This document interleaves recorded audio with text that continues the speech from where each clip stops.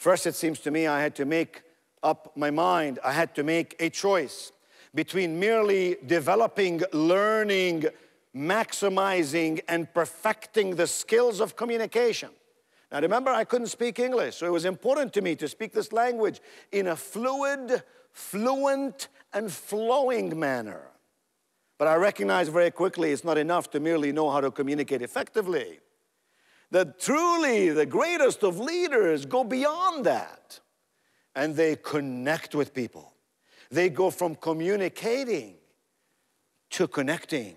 Something magical happens when you connect heart to heart, soul to soul, mission to mission with another human being.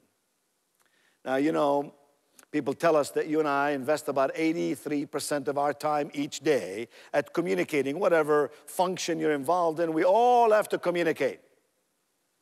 And the truth is, all you have to do to communicate effectively is to learn this simple acronym. It's called SLOW, S-L-O-W. To speak, to listen, to observe, and to write.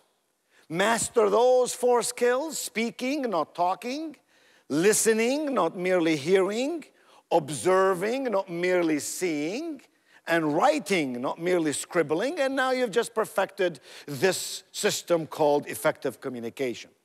Now, I could tell you 1,000 stories about how I just learned the English language and I had to use it in ways that created for me so much miscommunication and so many now funny, then embarrassing incidents. Here's an example. I walked in a store to buy a pair of pajamas. Now, I've just learned how to speak the English language. I picked a pair of pajamas right off the shelf. I looked at the label on the back of the collar, and the label on the back of the collar said, "These pajamas are shrink resistant." Now, wouldn't you be confused if you had just learned the English language to read something that says, "These pajamas are shrink resistant"? So I called the clerk over and I said to her, "Ma'am, please forgive me for being so terribly naive, but it says right here that these pajamas are shrink resistant. I beg you, ma'am, to tell me, what does that mean? I mean, they either shrink or they don't shrink, for crying out loud." Her answer was a classic. She said, "Sir, that means these pajamas will shrink." But she said they don't want to. I was in Atlanta one day speaking to a nice audience, and I came outside this big church. Outside this big church was this big sign, and on this big sign was the name of the church, and under the name of the church was the title of the sermon, and the title of the sermon was, "Do you know what hell is?"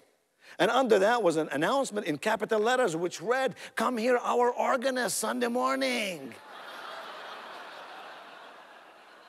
We say things we don't mean, we mean things we don't say, and we wonder why on God's earth people don't do what we ask them to do.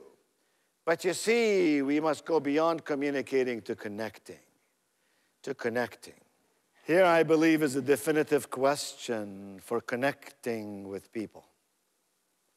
The definitive question merely is this one: how must this person feel first, so this person will do what I'm asking him or her to do?